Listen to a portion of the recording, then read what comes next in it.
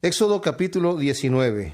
Hemos visto aquí cómo ha salido ya el pueblo de Israel. El Señor ha hecho grandes maravillas delante de este pueblo, desde Egipto, a través de lo que han estado, el recorrido que han tenido, que aproximadamente hasta ahora han sido como unas 6 semanas, desde que salieron de Egipto y pasaron por los diferentes lugares. Vieron ellos cómo el Señor destruyó a Egipto prácticamente completamente, con las diferentes plagas. Vieron la mano de Dios de una forma asombrosa cuando el Señor abrió el mar para que ellos pasaran en seco, y luego vieron cómo el Señor destruyó a sus enemigos, los egipcios. Pero esta gente todavía, aunque vieron de todas estas maravillas, siguieron murmurando, siguieron quejándose, siguieron cuestionando si Dios estaba con ellos o no. Y este es un pueblo que ha vivido pues toda su vida, o sea, ya tenían 400 años en Egipto. Por generaciones habían sido esclavos. Obviamente, cuando ellos llegaron a Egipto no eran esclavos, pero cuando murió el faraón que había conocido a José, y vinieron otras dinastías de faraones, y cuando llegó uno que no conocía a José, vino una opresión fuerte.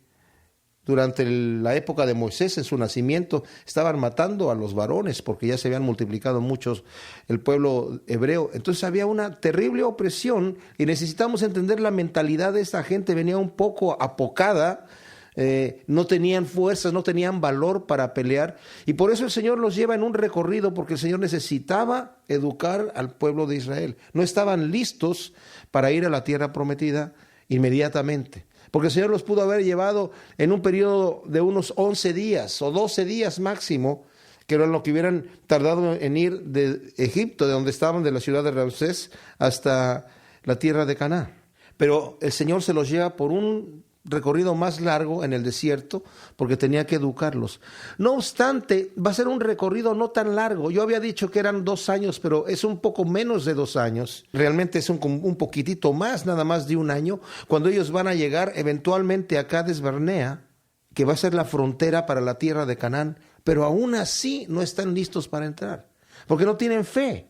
Inmediatamente cuando ven a los gigantes que están en el otro lado y la gente poderosa, pueblos muy bien armados y muy bien protegidas las ciudades, toda la gente empieza a murmurar.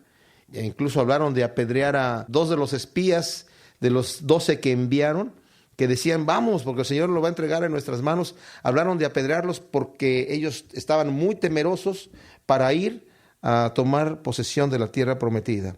Pero el Señor en este momento va a llevar al pueblo de Israel. Después de 6 semanas de que salieron de Ramesés, van a llegar al área de Sinaí, que es el sur de la península del Sinaí, en donde está el monte Sinaí, y el Señor va a tener un encuentro personal con el pueblo de Israel. Ellos ya veían la columna de fuego y la nube donde el Señor se presentaba y de la cual él hablaba a Moisés, pero el pueblo todavía no estaba muy convencido de alguna manera. Entonces el Señor se va a presentar de una forma mucho más impresionante delante de ellos, para que sepan que el Señor está con ellos y que el Señor está con Moisés. Entonces nos dice en el primer versículo que en el mes 3 de la salida de los hijos de Israel de la tierra de Egipto, en el mismo día llegaron al desierto de Sinaí. Como dije, se calculan unas 6 semanas. Debo hacer aquí un paréntesis. Ya habíamos visto en el capítulo 18 que el suegro de Moisés le visita, y al visitarlo observa que Moisés tenía mucho trabajo. Él estaba solo haciendo la obra de juzgar los asuntos de la gente de acuerdo a los preceptos que conocía él de Dios. Pero el suegro lo observa y le dice: oye, estás haciendo un trabajo donde te vas a acabar, porque no puedes tú solo, es mucho trabajo para ti. La gente está todo el día haciendo fila para poder llevarte los asuntos, porque es muchísimo pueblo. Había 600,000 hombres de a pie. Como dije, calculemos que solamente los hombres hubiesen tenido problemas y las mujeres no se presentaran, sino que hicieran a sus maridos llevar el asunto a Moisés. De cualquier manera, era una gran cantidad de gente. Y le aconseja el suegro a Moisés que nombre jueces.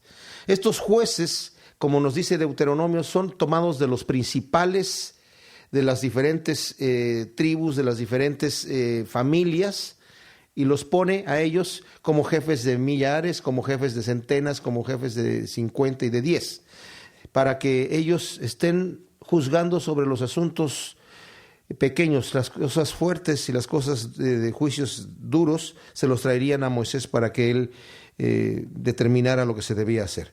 Esto lo digo porque más adelante se nos va a mencionar sacerdotes, para que sepamos que la palabra sacerdotes también significa jefes, ¿verdad? Jefes importantes. Habían salido de Refidim y llegaron al desierto de Sinaí y acamparon en el desierto. Y acampó ahí Israel delante del monte. Y Moisés subió a Dios, y Jehová lo llamó desde el monte, diciendo: así dirás a la casa de Jacob y anunciarás a los hijos de Israel: vosotros visteis lo que hice a los egipcios, y cómo os tomé sobre alas de águilas, y os he traído a mí. Ahora pues, si diereis oído a mi voz, y guardareis mi pacto, vosotros seréis mi especial tesoro sobre todos los pueblos, porque mía es toda la tierra. Y vosotros me seréis un reino de sacerdotes, gente santa. Estas son las palabras que dirás a los hijos de Israel. Muchos dicen que el Dios del Antiguo Testamento es un Dios duro, un Dios de juicio, un Dios sin misericordia, y que el Dios del Nuevo Testamento es un Dios más misericordioso, lleno de amor. Es el mismo Dios. Y aquí vemos nosotros la misericordia del Señor, porque saben que el pueblo de Israel no tuvo que hacer nada para que el Señor lo escogiera como su especial tesoro. Él pudo haber escogido a cualquier tipo de gente y escogió al pueblo de Israel. De hecho, escogió a un pueblo rebelde, de dura cerviz, dice el Señor. Pero no fue porque ellos tenían algún distintivo especial, algo que dijo el Señor: a estos los voy a escoger porque tienen un distintivo. Realmente lo está haciendo el Señor por una promesa que le hizo a Abraham, que le dijo que su simiente Él la iba a escoger. Y ahora vemos aquí que el Señor, aunque no tenemos nosotros que hacer nada, esto también se aplica a nosotros, que el Señor nos escogió no por algo que nosotros hicimos, por algo que nosotros tuvimos. Porque dice la Escritura que nosotros, siendo enemigos de Dios, Cristo murió por nosotros. Y yo creo que si entendemos bien la gracia, lo que es el Evangelio de gracia, vamos a entender cómo funciona el Señor con nosotros. El pueblo de Israel no tuvo que obedecer a Dios para que Dios lo escogiera, para que Dios lo escogiera como su pueblo y para que Dios lo bendijera. Pero para poder retener la bendición y la promesa de Dios, el pueblo tenía que permanecer obedeciendo, porque a través de la desobediencia iban a perder esta bendición. El Señor los va a llevar a la tierra prometida, no por algo que hicieron ellos. Ellos no hicieron nada para ganar la tierra prometida. Pero si desobedecen al Señor, la van a perder. El Señor les promete protección contra los enemigos. Ellos no tienen que hacer nada para recibir esta protección, pero si desobedecen al Señor, la van a perder. Y de la misma forma funciona con nosotros. Hay gente que cree que cuando ya llegamos al Señor, no importa lo que yo haga. Y saben, este libro de Éxodo está muy pegado, o sea, van como a la par con los estudios que estamos teniendo los domingos de Hebreos, en donde se nos habla allí que es necesaria la fe junto con la obediencia. Si nosotros no obedecemos, estamos demostrando que realmente no tenemos fe. La fe, el puro creer mental, no me sirve para nada. Al contrario, me condena si yo no obedezco. Si yo tengo el conocimiento de Dios. Santiago lo explica, y cuando estudiemos Santiago lo vamos a ver más extensamente, pero solamente quiero adelantar este pensamiento. Algunos dicen que Santiago contradice a Pablo. El mismo Martín Lutero decía: esa es paja, esa epístola es paja. Yo conozco gente que dice que Santiago en la carne escribió esa epístola. Es muy peligroso hacer ese tipo de aseveraciones, porque entonces nosotros nos ponemos como juez de la palabra de Dios. Esto sí está bien y esto está mal. Esto es inspirado por Dios y esto no. Pero les digo una cosa, no hay contradicción ninguna entre Pablo y Santiago, o entre Santiago y Pedro, o entre Pedro y Pablo. Entre ninguno de los escritos de la Biblia hay contradicción ninguna, porque también el mismo Pablo nos habla que nosotros debemos demostrar con nuestros hechos nuestra fe. El hecho de creer que Dios es uno, dice, los demonios también creen, dice Santiago. El hecho de creer que Cristo es el Hijo de Dios tampoco es suficiente. Los demonios también lo llegaron a declarar con su boca. Tú eres Jesús, el Hijo del Dios Altísimo. Ay, entonces, como dice la Escritura, el que confiese con su boca que Jesús es el Señor, es un espíritu de Dios. Entonces, ese demonio entonces ahora se convirtió en ángel. No, Señor. No es suficiente la declaración con la boca simplemente, sino tiene que venir con el corazón. Y la Biblia no se contradice, pero debemos entender todo lo que equivale aquí. El Señor está haciendo una promesa tremenda. Fíjense cómo el Señor incluso lo pone aquí condicional. Primero dice en el versículo 4, vosotros visteis lo que hice a los egipcios y cómo os tomé sobre alas de águilas y os he traído a mí. Ahora pues, si diereis oído a mi voz y guardareis mi pacto, vosotros seréis mi especial tesoro sobre todos los pueblos, porque mía es toda la tierra. Y vosotros me seréis un reino de sacerdotes y gente santa. Estas son las palabras, le dice a Moisés, que dirás a los hijos de Israel. El Señor los está escogiendo primeramente, como dije, y luego le dice, si ustedes oyen y dan oído a mi voz y cumplen mis mandamientos y mis ordenanzas, van a permanecer siendo mi especial tesoro. Dios es fiel y Dios va a continuar luchando contra este pueblo que es duro, como lo hace con nosotros. Yo me maravillo la misericordia de Dios. Cuando nosotros desobedecemos, cuando nosotros le decimos, Señor, ya nunca más lo voy a volver a hacer, y lo hacemos. El Señor aún sigue con nosotros, nos sigue respetando, nos sigue tomando, nos sigue ayudando, nos sigue levantando, sacudiendo el polvo y sanando, y nos vuelve a poner en el camino para que caminemos. Entonces vemos aquí la gracia del Señor, de un Dios de misericordia. Entonces vino Moisés y llamó a los ancianos del pueblo y expuso en presencia de ellos todas estas palabras que Jehová le había mandado. Cuando habla de ancianos, no necesariamente estamos hablando a la gente de edad avanzada exclusivamente. Estamos hablando, sí, la mayoría son gente de edad avanzada, pero son gente que son los principales entre el pueblo, los que están a cargo, los jefes de familia, los que son los respetados y los que tienen la autoridad sobre las diferentes familias y tribus que están allí. Y todo el pueblo respondió a una, dijeron, todo lo que Jehová ha dicho, haremos. Y Moisés refirió a Jehová las palabras del pueblo. Ahora, esta es una declaración, una respuesta muy pronta.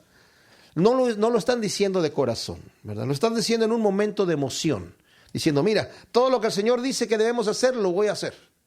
En realidad, vamos a ver que el pueblo va a rebelarse contra el Señor una y otra y otra y otra vez. Entonces Jehová dijo a Moisés, he aquí, yo vengo a ti en una nube espesa para que el pueblo oiga mientras yo hablo contigo y también para que te crean para siempre. La intención del Señor en lo que va a suceder ahora, que va a ser una cosa realmente impresionante, la manera en que la gente va a ver la gloria de Dios, es para que el pueblo se asuste un poquito o un mucho y vean el poder de Dios, vean la majestad de Dios, y el Señor lo está demostrando en una cosa muy pequeña, porque si nos damos cuenta, ¿qué cosa es el Sinaí, el monte Sinaí, comparado con todo el universo? Pues no es nada, ¿verdad? El Señor es muchísimo más poderoso de lo que va a demostrar aquí, pero de cualquier manera va a demostrarse delante del pueblo de Israel de esta manera. Y Jehová dijo a Moisés, vea al pueblo y santifícalos hoy y mañana y laven sus vestidos y estén preparados para el día tercero, porque al tercer día Jehová descenderá a ojos de todo el pueblo sobre el monte Sinaí. Y señalarás el término al pueblo en derredor, diciendo, guardaos, no subáis al monte ni toquéis sus límites, cualquiera que tocare el monte de seguro morirá. No lo tocará mano porque será apedreado o asaeteado, sea animal o sea hombre, no vivirá. Cuando suene largamente la bocina, subirán al monte. El Señor le ordena que le ponga un límite, Moisés, al monte, que diga, hasta aquí nada más pueden llegar la gente, y si pasan de este límite adelante van a morir. No iban a morir, obviamente como leemos aquí, fulminados por la presencia de Dios, sino la gente misma estaba a cargo de hacerlos morir, de apedrearlos o de asaetearlos. Y dice, y cuando suene largamente la bocina, la palabra que se traduce en nuestras Biblias como bocina es el shofar. El shofar es un cuerno de carnero alargado, torcido, que lo utilizan como para tocar como una trompeta. No sé si era un shofar en sí lo que iba a sonar allí o era la interpretación hebrea para decir trompeta, porque es la palabra hebrea que hay aquí, pero Es lo que literalmente dice ahí. Cuando suene largamente el shofar, subirán al monte. Y descendió Moisés del monte al pueblo y santificó al pueblo y lavaron sus vestidos. Y dijo al pueblo: estad preparados para el tercer día, no toquéis mujer. No que el tocar mujer sea una manera de impurificarse, porque Dios ha creado la relación matrimonial, pero aquí se estaba refiriendo a una santificación total, una separación en ese momento para un encuentro con el Señor. Y tenían que por eso lavar sus vestidos en una forma ritual y no tocar mujer. Aconteció que al tercer día, cuando vino la mañana, vinieron truenos y relámpagos y espesas nubes sobre el monte y el sonido del shofar muy fuerte, y se estremeció todo el pueblo que estaba en el campamento. Y Moisés sacó del campamento al pueblo para recibir a Dios, y se detuvieron al pie del monte. Y todo el monte Sinaí humeaba, porque Jehová había descendido sobre él en fuego, y el humo subía como el humo de un horno, y todo el monte se estremecía en gran manera, y el sonido del shofar iba aumentando en extremo, y Moisés hablaba y Dios le respondía con voz tronante. Imagínense ustedes, la gente está viendo lo que está sucediendo, empieza a oírse cada vez más fuerte el ruido, empieza a temblar el monte, empieza a descender fuego del cielo, y el monte empieza a humear. La gente está espantadísima. Y Moisés se acerca para hablar con Dios. Él es el único que puede traspasar el límite que él mismo había puesto. Y el Señor está mostrándole al pueblo: yo estoy en medio de ustedes y Moisés es mi siervo. Y la gente va a tener un pavor tremendo cuando le van a decir aquí: oye, nosotros no queremos hablar con Dios, nos vamos a morir. Habla tú con Dios y nosotros te vamos a escuchar. Pero eso, aunque parece en cierta forma un poco de humildad, en realidad va a ser una ocasión para el mismo pueblo seguir rebelándose, seguir murmurando, seguir separándose de Dios, porque como nos dice también la Escritura en Hebreos, sus corazones estaban en Egipto. Ellos realmente, aunque salieron de Egipto, se quedaron en su corazón allá. Ellos querían regresar. Solamente recordaban el placer de las ollas de carne, de los ajos, de los pueros, de las cebollas, dice ahí, de los pepinos, de los peces. Y no recordaban los latigazos en la espalda. No recordaban la opresión. No recordaban que les quitaban sus familias, sus hijos para matarlos. De eso no se acordaban. Y eso les suele pasar también a nosotros como cristianos. Si nosotros no estamos, nuestro corazón no está con el Señor, y nosotros no realmente, aunque decimos que le hemos entregado nuestra vida al Señor, lo hemos hecho solamente de dientes hacia afuera, no ha sido algo realmente verdadero, entonces no estamos disfrutando nuestra relación con Dios, porque no tenemos relación con Dios. Y al no disfrutar la relación con Dios, nuestro corazón está todavía atrás, en donde estábamos en el pecado. Y nos acordamos solamente del placer del pecado, de lo rico que se sentía, pero no nos acordamos del mal sabor que nos dejaba, de los momentos de insatisfacción. Y además ahora ya como cristianos, cuando nosotros nos regresamos hacia allá, es peor. Porque ya no lo disfrutamos como lo disfrutábamos antes de conocer al Señor, porque ahora ya tenemos el conocimiento de Dios. Y lo único que encontramos es perjuicio y además que un juicio más severo sobre nosotros. Entonces el Señor está con este asunto de demostrar su presencia de una forma poderosa. Imagínense, Dios le respondía con voz tronante. Imagínense cómo se ha de haber escuchado eso, impresionante. Y descendió Jehová sobre el monte Sinaí, sobre la cumbre del monte, y llamó Jehová a Moisés a la cumbre del monte, y Moisés subió. Solamente él podía subir. Y Jehová dijo a Moisés: desciende, ordena al pueblo que no traspase los límites para ver a Jehová, porque caerá multitud de ellos.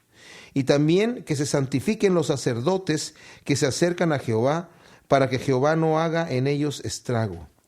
Hay algunos comentaristas que dicen que estos sacerdotes, como comentaba yo hace un momento, estos no son los sacerdotes que van a funcionar más adelante dentro del templo o aún en el tabernáculo.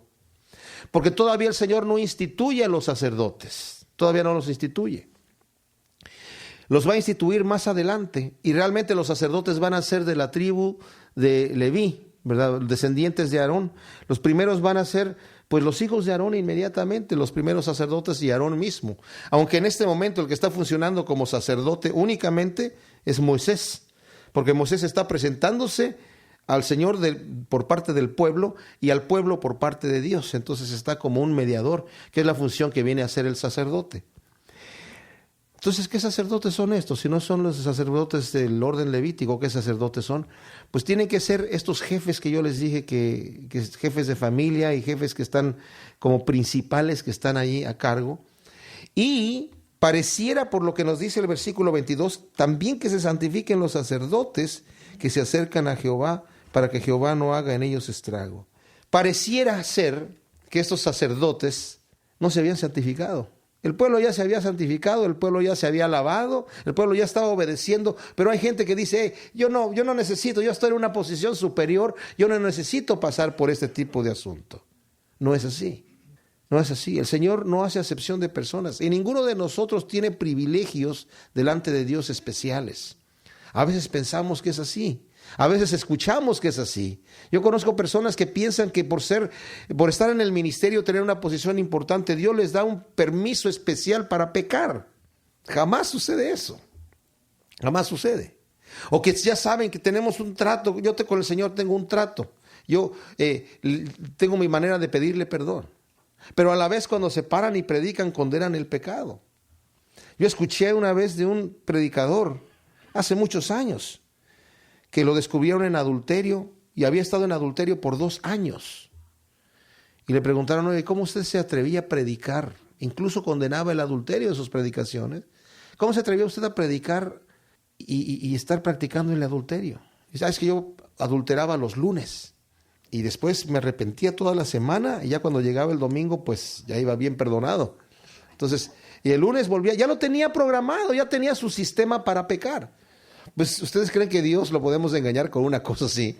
De ninguna manera, de ninguna manera. Entonces estos sacerdotes pareciera que no se habían purificado. Y dice el Señor, que se purifiquen para que yo no haga estrago entre ellos, porque si no van a empezar a morirse. O sea, el Señor daba un mandamiento y esperaba que se cumpliese al pie de la letra.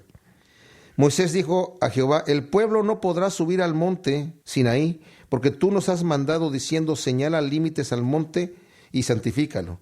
Y Jehová le dijo, ve, desciende y subirás tú y Aarón contigo, mas los sacerdotes y el pueblo no traspasen el límite para subir a Jehová, no sea que haga en ellos estrago. Entonces Moisés descendió y se lo dijo al pueblo.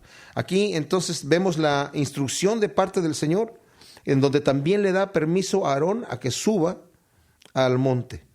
Ahora, va a haber aquí una situación en donde Aarón está teniendo la oportunidad de encontrarse con el Señor de la forma que Moisés se ha encontrado. No tal cual, pero va a tener un privilegio. Pero desafortunadamente Aarón no lo va a saber utilizar.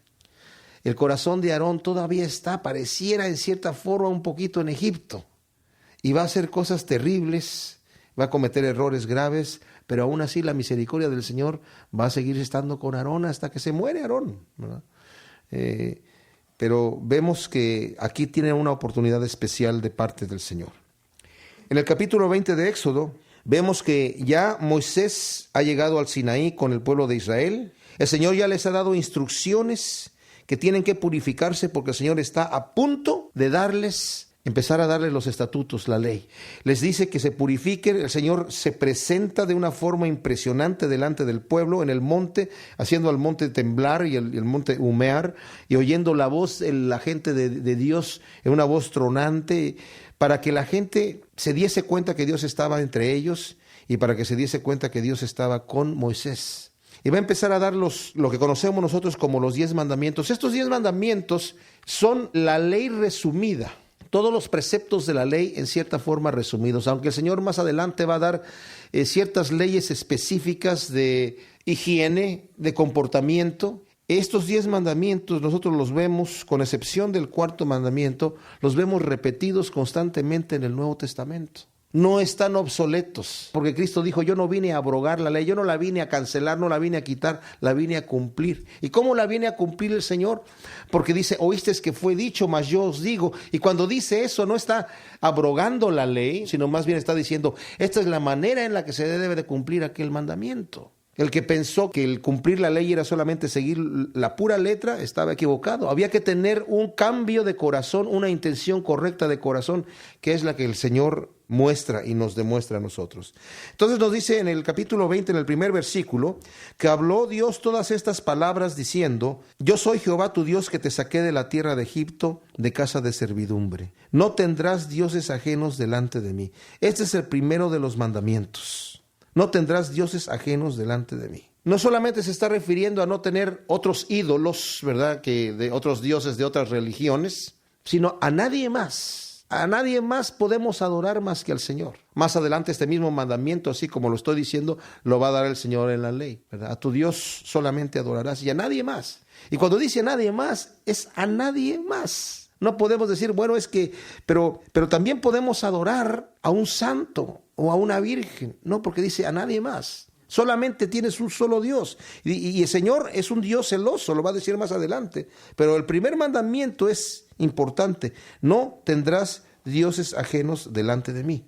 El segundo mandamiento dice, no te harás imagen ni ninguna semejanza de lo que esté arriba en el cielo, ni debajo en la tierra, ni en las aguas debajo de la tierra. No te inclinarás a ellas, ni las honrarás, porque yo soy Jehová tu Dios, fuerte, celoso, que visito la maldad de los padres sobre los hijos, hasta la tercera y cuarta generación de los que me aborrecen, y hago misericordia a millares a los que me aman y guardan mis mandamientos. Este es el más largo de los mandamientos aquí, pero es muy importante cómo nos está diciendo aquí. No te vas a hacer imagen de nada de lo que esté ni en arriba en el cielo, ni abajo en la tierra, ni en las aguas debajo de la tierra, y no te vas a inclinar a ellas ni las honrarás, porque yo soy Jehová tu Dios fuerte y celoso. Yo bajé del internet los 10 mandamientos del Catecismo Católico y están cambiados, no son los mismos mandamientos que están aquí. El segundo mandamiento, el primer mandamiento es amarás a Dios sobre todas las cosas. Aquí nos dice no tendrás dioses ajenos delante de mí. El segundo mandamiento dice no tomarás el nombre de tu Dios en vano, que en realidad es el tercer mandamiento aquí.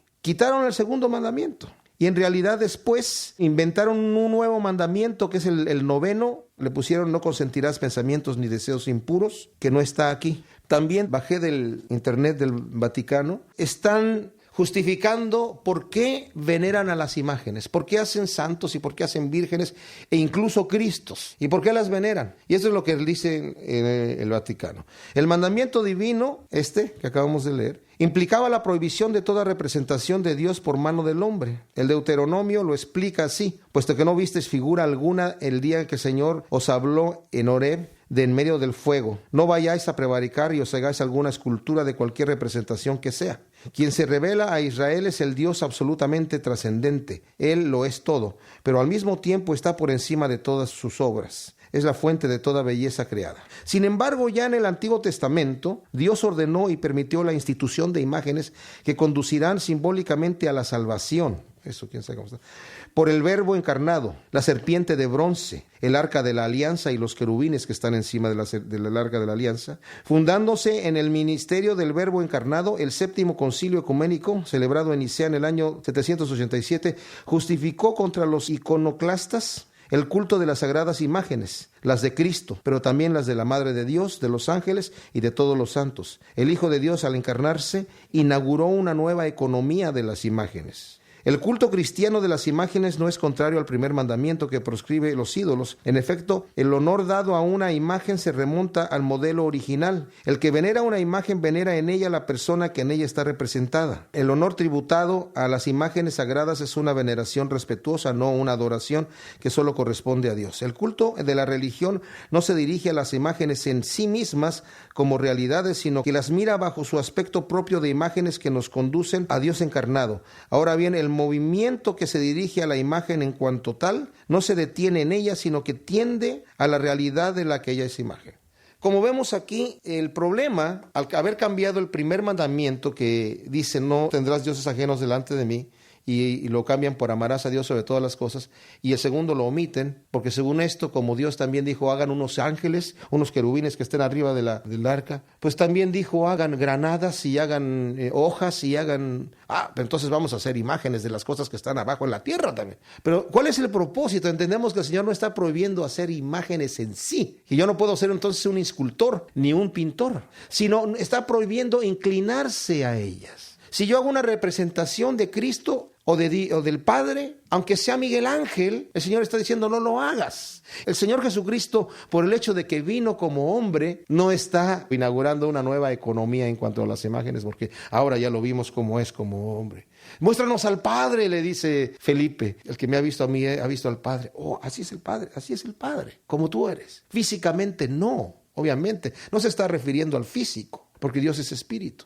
Si yo me pongo a hacer imágenes y la imagen la empiezo a venerar, aquí dice que ni siquiera me postre delante de ella. No para adorar, aquí no menciona la adoración, obviamente que se menciona la adoración, dice, pero ni siquiera la veneres. ¿Cómo nos dice aquí literalmente? No te inclines a ella, ni la honres. No está diciendo adorar, obviamente que el adorar está implicado aquí. Entonces, aunque la imagen represente al que está en el cielo, me está diciendo el Señor, aún así, no te postres y no veneres a la persona que está en el cielo. Yo sé que María está en el reino de Dios y fue la madre de Jesucristo, pero la posición que se le ha dado sobredimensionada de hacerla como la madre de Dios en sí, ella es una criatura de Dios. Ella es una sierva, dijo, yo he aquí tu sierva. Y ella está en el cielo, pero ella no está siendo abogada. Ninguna parte en la Escritura nos dice que ella es abogada. El único que está intercediendo por nosotros en el reino de Dios es Jesucristo. Entonces, ese es un quebrantamiento del segundo mandamiento. En el Salmo 115 también lo quisiera leer, es un salmo que habla acerca de eso. El Salmo 115 dice así, no a nosotros, oh Jehová, no a nosotros, sino a tu nombre da la gloria, por tu misericordia, por tu verdad. ¿Por qué han de decir las gentes dónde está ahora su Dios? Nuestro Dios está en los cielos, todo lo que quiso ha hecho. Los ídolos de ellos son plata y oro, obra de manos de hombres. Tienen boca, mas no hablan, tienen ojos, mas no ven. Orejas tienen, mas no oyen. Tienen narices, mas no huelen. Manos tienen, mas no palpan. Tienen pies, mas no andan. No hablan con su garganta, semejantes a ellos son los que los hacen, y cualquiera que confía en ellos. ¡Wow! Tremenda cosa. Isaías 44, fíjense lo que dice aquí. Desde el versículo 9, dice... Los formadores de imágenes de talla, todos ellos son vanidad, y lo más precioso de ellos para nada es útil, y ellos mismos son testigos para su confusión de que los ídolos no ven ni entienden. ¿Quién formó un dios o quién fundió una imagen que para nada es de provecho? He aquí que todos los suyos serán avergonzados porque los artífices mismos son hombres. Todos ellos se juntarán, se presentarán, se asombrarán y serán avergonzados a una. El herrero toma la tenaza, trabaja en las ascuas, le da forma con los martillos y trabaja en ello con la fuerza de su brazo. Luego tiene hambre y le faltan las fuerzas, no bebe agua y se desmaya. El carpintero tiende la regla, lo señala con almagre, lo labra con los cepillos, le da figura con el compás, lo hace en forma de varón, a semejanza de hombre hermoso, para tenerlo en casa. Corta cedros y toma ciprés y encina que crecen entre los árboles del bosque. Planta pino que se críe con la lluvia. De él se sirve luego el hombre para quemar y toma de ellos para calentarse. Enciende también el horno y cuece panes. Hace además un dios y lo adora. Fabrica un ídolo y se arrodilla delante de él. Parte del leño quema en el fuego, con parte de él come carne, prepara un asado y se sacia. Después se calienta y dice, me he calentado, he visto el fuego. Y hace del sobrante un dios, un ídolo suyo, se postra delante de él, lo adora y le ruega diciendo, líbrame porque mi Dios eres tú. No saben ni entienden porque están cerrados sus ojos para no ver y su corazón para no entender. No discurre para consigo, no tiene sentido ni entendimiento para decir, parte de esto quemé en el fuego y sobre sus brasas cocí pan, asé carne y la comí. ¿Haré del resto una abominación? ¿Me postraré delante de un tronco de árbol? De ceniza se alimenta, su corazón engañado le desvía, para que no lo libre su alma ni diga, ¿no es pura mentira lo que tengo en mi mano derecha? ¡Wow! Está fuerte esto. Y saben, el detalle es el siguiente. Cuando nosotros conocemos que se adoran al Cristo de tal lugar o a la Virgen de tal lugar, no es una simple representación, aunque está prohibido por Dios hacerlo, no es una simple representación del que está en el cielo, Porque entonces no andaría la gente peregrinando para ir a ver la imagen o a tocar la imagen o a besarle los pies a la imagen. Me acuerdo que allá en México, en una discusión que hubo con un señor que se dedicaba a vender santos, y estaba él diciendo, es que solamente representan al que está en el cielo, no tienen poder. Aunque dicen que el que no lo está bendecido por el cura no tiene poder. Bueno, dicen, pero es una representación. Es como el retrato de mi mamá que tengo en el tocador. No es mi mamá, pero es el retrato de ella. Entonces, en la discusión dice, ¿y por qué no le pone un letrerito ahí que diga eso? Sí, lo voy a poner. Estos santos no es el santo mismo, representan solamente al que está en los cielos. El mismo santo no tiene poder alguno. Y no se le vendía nada. Porque a la gente no le interesa eso. No es como, no sé que la costumbre, pero algunas, en México, algunas mujeres para conseguir novio se compraban un San Antonio. Y si el San Antonio no le respondía, lo ponían de cabeza, lo castigaban. Hasta que les concediera el milagrito, porque si no. Y parece que el San Antonio, entre más grande era, más poder tenía. Sí. Bueno, es lógico, ¿no? Un San Antonio chico a lo mejor te va a traer un enanito, ¿no? No sé. El asunto es que no podemos quebrantar los mandamientos de Dios a la ligera. Y nos dice aquí en el versículo 7, no tomarás el nombre de Jehová tu Dios en vano, porque no dará por inocente Jehová al que tomare su nombre en vano. Aquí se está refiriendo no solamente a utilizar el nombre de Dios, pero hay gente que de repente dice, ay Dios, qué calor, ay, no estás tomando el nombre de Dios en vano. No se está refiriendo tanto a eso, ¿verdad? O que de repente una exclamación, Dios mío, estás tomando el nombre de Dios en vano. Se está refiriendo a jurar usando el nombre de Dios en vano. El Señor dice, no daré por inocente al que tome mi nombre para jurar. Vemos que Jesucristo ya nos explica que no es necesario jurar, porque ahora como cristianos nuestro sí debe ser sí y nuestro no debe ser no. En Deuteronomio, de cualquier manera, el Señor da permiso y dice, tú puedes usar el nombre de Dios para jurar, pero tienes que cumplir aquello que estás jurando. El Señor quiere que nosotros respetemos su nombre, y vemos que en el Padre Nuestro el Señor también nos dice, Padre Nuestro que estás en los cielos, santificado sea tu nombre. Es lo primero que oramos, ¿verdad? Acuérdate del día de reposo para santificarlo. 6 días trabajarás y harás toda tu obra, mas el 7º día es de reposo para Jehová tu Dios. No hagas en él obra alguna, tú, ni tu hijo, ni tu hija, ni tu siervo, ni tu criada, ni tu bestia, ni tu extranjero que está dentro de tus puertas. Porque en 6 días hizo Jehová los cielos y la tierra, el mar y todas las cosas que en ellos hay. Y reposó el 7º día. Por tanto, Jehová bendijo el día de reposo y lo santificó. Ahora hay personas que hacen hoy en día mucho alarde de esto. Decir, bueno, ¿cómo podemos ignorar uno de los 10 mandamientos? Entonces deberíamos estar adorando al Señor en sábado. Pero el Señor más adelante le dice a Israel que este pacto de guardar el día de reposo es entre Él y ellos. Dice, y les dice, y acuérdate que tú fuiste esclavo y yo te liberé. Y por lo tanto vas a guardar ahora un día para no trabajar, ni vas a trabajar tú, ni va a trabajar tu siervo, ni va a trabajar tu animal, nadie va a trabajar. Pero es un pacto perpetuo entre Israel y Dios. Era un distintivo entre eso. En el Nuevo Testamento vemos nosotros que después de la resurrección de Jesucristo, la iglesia empezó a reunirse el domingo por una situación práctica. Y vemos también que cuando se les dan las ordenanzas a los gentiles de parte de la iglesia en Jerusalén, no les imponen la carga de la ley, ni tampoco les imponen la carga de guardar este mandamiento cuarto, de guardar el sábado. Eso es algo que algunas denominaciones hoy en día, remontándose a la ley, quieren volver a guardar el sábado como algo, hacer énfasis en eso como si fuese algo importante. ¿Saben? Una de las razones por las cuales Jesucristo fue condenado es porque él en sábado hacía lo que los intérpretes de la ley decían que no se podía hacer. Estaba sanando gente en sábado, estaba haciendo diferentes cosas en sábado. Entonces ya no se aplica para nosotros este asunto, ¿verdad? Notemos que todos estos 4 mandamientos que acabamos de leer son relativos a el hombre y Dios, y estos están escritos en la primera tabla de la ley. La segunda tabla de la ley va a tener 6 mandamientos que son en relación del hombre con el hombre. Cuando el Señor Jesucristo le llegaron a preguntar cuál era el más grande mandamiento, él respondió y dijo, el grande mandamiento es amarás a tu Dios sobre todas las cosas, con toda tu alma, con toda tu mente y con todas tus fuerzas. Y el segundo es semejante: amarás a tu prójimo como a ti mismo. De estos dos mandamientos depende toda la ley y los profetas. El primer mandamiento que él mencionó está relacionado con la primera tabla de la ley. Porque si yo amo a Dios con toda mi alma y con todas mis fuerzas, voy a cumplir estos 4 mandamientos. Ahora, esta gente, como dije yo, si amo a mi prójimo como a mí mismo, voy a cumplir los otros 6. Esta gente que dice que a Dios hay que adorarlo en el sábado, ¿saben? Yo adoro a Dios todos los días. Cristo es mi sábado. Entonces yo adoro al Señor todos los días, no tengo que tener un solo día para adorar. Pero sí conviene, es práctico, el Señor nos ha diseñado así, descansar un día. El Señor no está aquí condenando a aquellos que trabajan 5 días y descansan 2.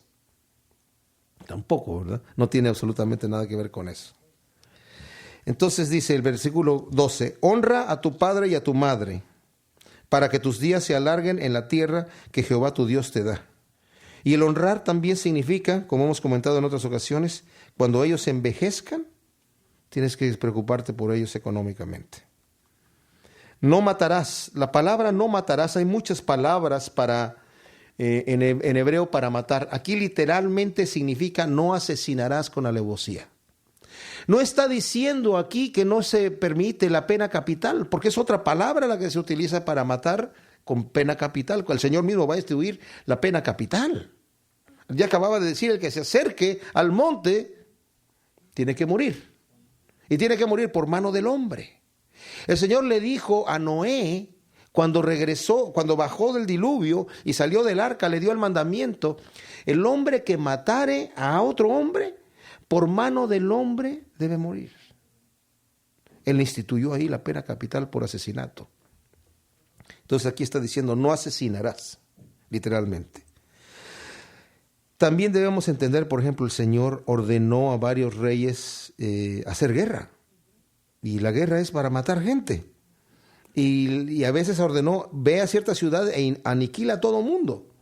Y no podía decir, bueno, no, tú dijiste que no matar, ahora te estás contradiciendo. No, porque se entendía perfectamente la diferencia entre el asesinato y entre matar a alguien porque era la orden de parte de Dios, ¿verdad?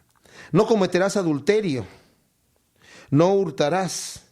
De estos 2 mandamientos el Señor también los menciona cuando Él está hablando de, oíste que fue dicho que el que comete adulterio es culpable ante el concilio de adúltero. Y el de no matarás también, ¿verdad? El que matar es asesino. Dice, yo te digo, dice el Señor, que el que aborrece a su hermano es asesino. Aquel que desea a una mujer en su corazón, aunque no haya llegado a tocarla, ya es adúltero. Y ese es realmente lo que hay en el corazón del Señor al mostrar este decálogo al pueblo de Israel. Algo de corazón. No hablarás contra tu prójimo falso testimonio. Y esto se refiere a en un juicio, cuando se está haciendo la interrogación, que no vayas a hablar en contra de tu prójimo para perjudicarlo. No codiciarás la casa de tu prójimo, no codiciarás la mujer de tu prójimo, ni su siervo, ni su criada, ni su buey, ni su asno, ni cosa alguna de tu prójimo. Este mandamiento, dice el apóstol Pablo, cuando yo leí, no codiciarás en la ley, aunque la ley fue dada para una buena cosa, la ley, dice, el pecado que mora en mí produjo en mí toda codicia, y me encontré codiciando las cosas que yo no codiciaba antes de leer el mandamiento, no codiciarás. Pero vemos que esto está dado, el Señor lo está dando, no como una lista para que la gente lo cumpla y se porte bien y se vaya al cielo, sino para educar a un pueblo que venía salvaje, con costumbres salvajes de Egipto, y que empiecen a conocer lo mínimo que Dios exige para la conducta de su pueblo, para que sea, como dijo él, un pueblo santo, un pueblo separado, porque me van a hacer especial tesoro y tienen que vivir diferente. La idea es que ustedes, dice el Señor, que ustedes sean luz para los otros pueblos. Ustedes son mis sacerdotes, son mis representantes, son mis embajadores. Ustedes pueden ayudar a que otras gentes se acerquen a Dios. Pero desperdiciaron esa oportunidad la mayoría de ellos. Todo el pueblo observaba el estruendo y los relámpagos y el sonido del shofar, y el monte que humeaba, y viéndolo el pueblo temblaron y se pusieron de lejos y dijeron a Moisés: habla tú con nosotros y nosotros oiremos, pero no hable Dios con nosotros para que no muramos. Y Moisés respondió al pueblo: no temáis, porque para probaros vino Dios y para que su temor esté delante de vosotros, para que no pequéis. Esa es la razón por la cual el Señor se mostró, para que esté el temor de Dios delante de ustedes y para que no pequen. Entonces el pueblo estuvo a lo lejos y Moisés se acercó a la oscuridad en la cual estaba Dios. Y Jehová dijo a Moisés: así dirás a los hijos de Israel: vosotros habéis visto que he hablado desde el cielo con vosotros. No hagáis conmigo dioses de plata, ni dioses de oro os haréis. Altar de tierra harás para mí, y sacrificarás sobre él tus holocaustos y tus ofrendas de paz, tus ovejas y tus vacas, y todo lugar donde yo hiciere que esté la memoria de mi nombre, vendré a ti y te bendeciré. Y si me hicieres altar de piedras, no las labres de cantería, porque si alzares herramientas sobre él, lo profanarás. No subirás por gradas a mi altar, para que tu desnudez no se descubra junto a él. Cómo maravilla, cómo el Señor quiere que toda la atención sea puesta en el Señor, que no nos distraiga lo que está alrededor, que no nos distraiga: oh, mira qué bonito templo, oye, mira qué bonito altar, oye, mira qué bonito esto, y la presencia de Dios se nos vaya de la mente. El Señor estaba interesado en que el pueblo lo adorara a Él. Así que le dice: haz hacer un altar de tierra y de piedra sin labrar. Esa es la manera en la que el Señor quería. Dice, y cuando dice: y no quiero que subas por gradas para que no te vean las piernas, para que no para que no llames la atención, que la atención tampoco se vaya sobre ti, sino se vaya sobre el Señor, ¿verdad? Que eso es lo importante.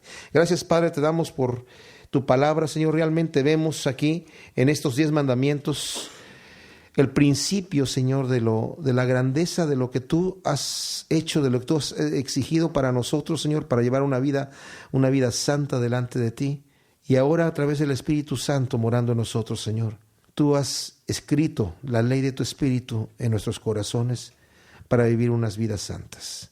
Ayúdanos, Señor, a obedecerte en todo lo que tú nos mandas, Señor, en el nombre de Cristo Jesús. Amén.